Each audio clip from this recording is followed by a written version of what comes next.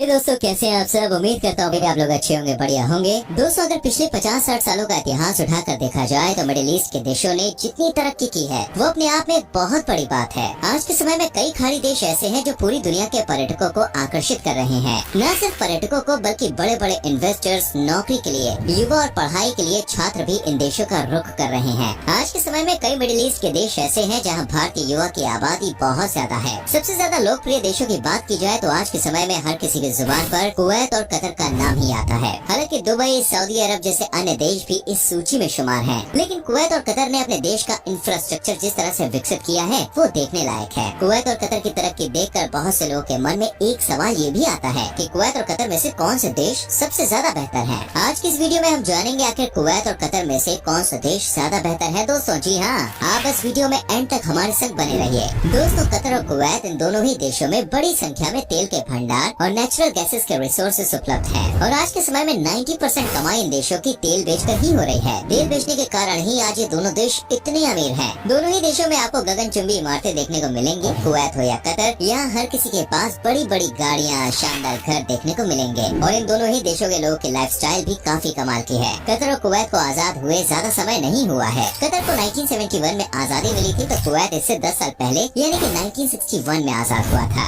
हैरानी की बात तो ये है कि जिस समय ये दोनों देश आजाद हुए उस समय यहाँ पर कुछ भी नहीं था। चारों ओर सिर्फ रेगिस्तान ही नजर आते थे। हमारा देश भारत इन दोनों से पहले आजाद हो गया था, लेकिन लाइफस्टाइल और इंफ्रास्ट्रक्चर के मामले में भारत आज भी काफी पीछे है। लेकिन आज के समय में कतर को दुनिया का सबसे अमीर देश माना जाता है। यहाँ की पर कैपिटा इनकम पूरी दुनिया में सबसे ज्यादा है। औसतन कतर में हर व्यक्ति सालाना $65,000 की कमाई करता है। इसे रुपए में कन्वर्ट करें तो भाई ये 48 लाख रुपए के आसपास होता है। यानी आप कतर में काम करने जाते हैं तो एक ही साल में लखपति और 2 या 3 साल में करोड़पति बन जाएंगे। वही बात करें कुवैत की तो ये वही देश है जिसके ऊपर इराक द्वारा हमला कर दिया गया था। इराक की नजरें कुवैत के तेल के भंडार पर थी, लेकिन इराक की इस नापाक हरकत का दुनिया के सभी देशों ने विरोध किया। कुवैत की पर कैपिटा इनकम की बात करें तो एक कतर के मुकाबले लगभग आधी है। कुवैत में हर व्यक्ति सालाना $33,000 की कमाई कर रहा है, जो भारत की पर कैपिटा इनकम से 5 गुना ज्यादा है। कतर और कुवैत की जीडीपी भी काफी अच्छी मानी जाती है। आज के समय में कतर की जीडीपी $180 बिलियन के आसपास है और हर साल ये 2.8% की दर से बढ़ रही है। वही बात करें कुवैत की जीडीपी की तो ये $138 बिलियन के आसपास है और इसकी सालाना वृद्धि दर 1.9% है। आपको ये जीडीपी काफी कम लग सकती है। ऐसा इसलिए क्योंकि इन देशों की जनसंख्या भी काफी कम है और एरिया के हिसाब से भी ये दोनों ही देश ज्यादा बड़े नहीं हैं। कतर का कुल क्षेत्रफल 11,581 वर्ग किलोमीटर है तो वही कुवैत का क्षेत्रफल 17,818 वर्ग किलोमीटर है। कतर की कैपिटल सिटी और सबसे बड़ा शहर दोहा है और कुवैत की कैपिटल सिटी कुवैत सिटी है। क्षेत्रफल के मामले में कुवैत थोड़ा बड़ा नजर आता है और इसी वजह से इस देश की जनसंख्या भी ज्यादा है। कतर की कुल जनसंख्या 29 लाख के आसपास है, लेकिन आपको जान के हैरानी होगी इनमें से सिर्फ 12% लोग ही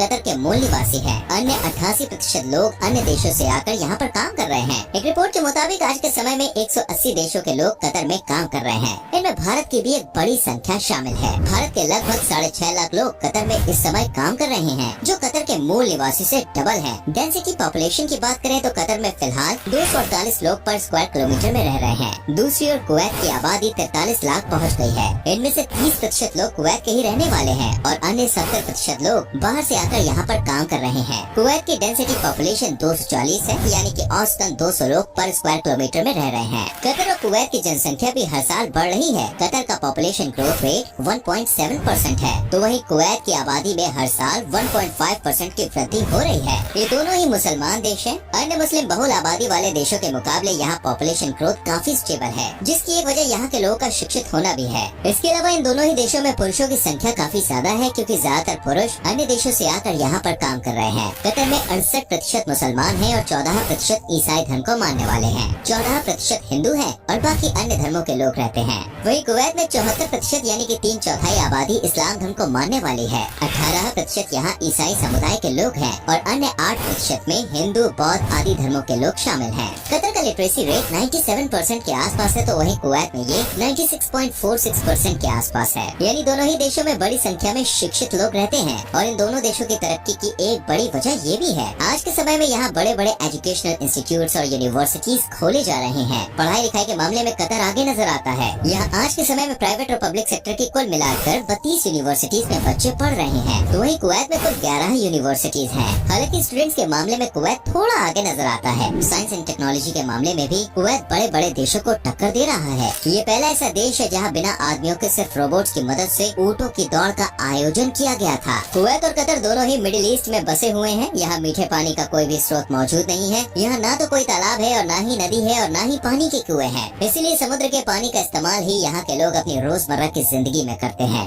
समुद्र के पानी को डिसैलिनेशन प्रोसेस के जरिए फिल्टर करके उसे पीने लायक बनाया जाता है। खारे पानी को मीठे पानी में बदलने का ये तरीका काफी महंगा है और इसलिए कई बार देखा जाता है कि खाड़ी देशों में पानी के जो रेट हैं वो पेट्रोल और डीजल के दाम से भी ज्यादा हो गए हैं। दोस्तों, यहाँ तेल के बड़े भंडार होने के कारण लोगों को सस्ती दरों पर तेल मिल जाता है। इन दोनों देशों की भाषाओं में भी काफी सिमिलैरिटीज देखने को मिलती है। कुवैत और कतर दोनों ही देशों की मूल आधिकारिक भाषा अरबी है, लेकिन अन्य देशों के लोग होने के कारण जिनमें खास तौर पर हिंदुस्तान, पाकिस्तान, बांग्लादेश और नेपाल शामिल है। कुवैत और कतर में पंजाबी, हिंदी, इंग्लिश और उर्दू भाषा का इस्तेमाल किया जाता है। इन दोनों देशों की करेंसी अलग अलग है। कतर में कतरी रियाल चलता है तो कुवैत में कुवैती दिनार चलता है। कुवैती दिनार दुनिया की सबसे मजबूत करेंसी मानी जाती है। अंतर्राष्ट्रीय बाजार में ये डॉलर, यूरो और पाउंड से भी ज्यादा मजबूत है। एक कुवैती दिनार 250 भारतीय रुपए के बराबर है, तो वहीं कतरी रियाल भारत के मुकाबले तो मजबूत है, लेकिन दुनिया में सामान्य तौर पर ही इसे देखा जाता है। एक कतरी रियाल 20 रुपए 85 पैसे के बराबर है। कतरी रियाल और कुवैती दिनार की तुलना करें तो एक कुवैती दिनार 12 कतरी रियाल के बराबर है। चलिए दोस्तों, कुवैत और कतर के भी कुछ और फैक्ट्स के बारे में बात करते हैं। कतर में फर्टिलिटी रेट 1.819% है, वहीं कुवैत में फर्टिलिटी रेट 2 बच्चे प्रति महिला है। ये आंकड़ा विकसित देशों के लिहाज से काफी अच्छा है। अन्य मुसलमान देशों में फर्टिलिटी रेट 3 से ज्यादा ही नजर आता है और कुछ अफ्रीकी देशों में तो भैया ये 6 से 7 के बीच भी है। लाइफ एक्सपेक्टेंसी रेट के मामले में कतर बेहतर नजर आता है। कतर में हर व्यक्ति औसतन 80 साल तक जीता है, तो वहीं कुवैत में लाइफ एक्सपेक्टेंसी रेट 75.64 साल है।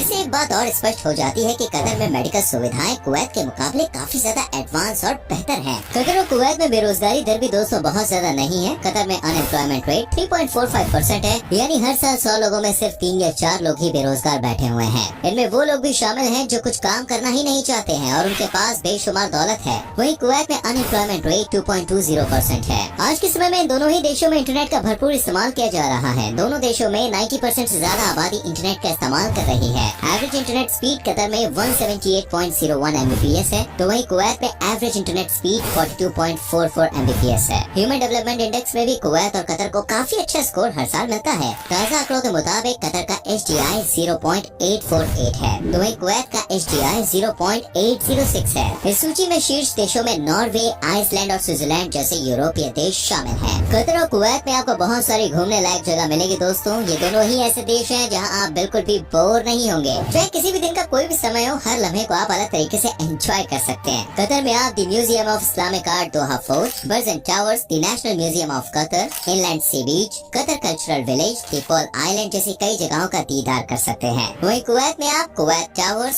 सोकल Mubarakiya, mirror house, Al Shaheed park, Messila water park, Kuwait national museum, Kuwait zoo, Al Hamra tower, Al Qurain martyrs museum जैसी ढेरों जगहें आप घूम सकते हैं। यूँ तो कुवैत और कतर दोनों ही देशों के प्रसिद्ध टूरिस्ट प्लेसेस के बारे में हमने आपको इतना कुछ बता दिया है, लेकिन इनमें कतर थोड़ा ज्यादा अच्छा नजर आता है। कतर न सिर्फ दुनिया का सबसे अमीर देश है, बल्कि यहाँ विकास को मानो पंख लग गए हैं। इतना छोटा देश होने के बावजूद ये देश इस साल आयोजित होने वाले फीफा वर्ल्ड कप की मेजबानी कर रहा है, जिसके लिए यहाँ शानदार स्टेडियम का निर्माण किया जा रहा है। कतर के बारे में आपको बता दें, यहाँ इस्लाम धर्म के लोगों के लिए शराब बेचना या पीना सख्त मना है। हालांकि सैलानियों के लिए इस प्रकार की कोई पाबंदी नहीं है। अंत में आपको बता दें कि कुवैत की लड़कियाँ इतनी सुंदर होती हैं कि उन्हें देखकर किसी का भी दिल पिघल जाए। ऐसी खूबसूरती आपको शायद ही दुनिया के किसी अन्य कोने में देखने को मिलेगी। तो दोस्तों, ये थी बेहद ही खूबसूरत और अमीर देश कुवैत और कतर की कहानी। आज की इस वीडियो में हमने सभी मुख्य फैक्ट्स के आधार पर इन दोनों देशों की तुलना की है। अब इनमें से कौन सा देश बेहतर है, ये फैसला आपको करना है। आपको दोनों में से कौन सा देश अच्छा लगा और कौन से देश की क्या क्या बातें आपको सबसे ज्यादा पसंद आई, इस बारे में कमेंट करके जरूर बताएं। उम्मीद करते हैं वीडियो अच्छी लगी होगी। लाइक और शेयर जरूर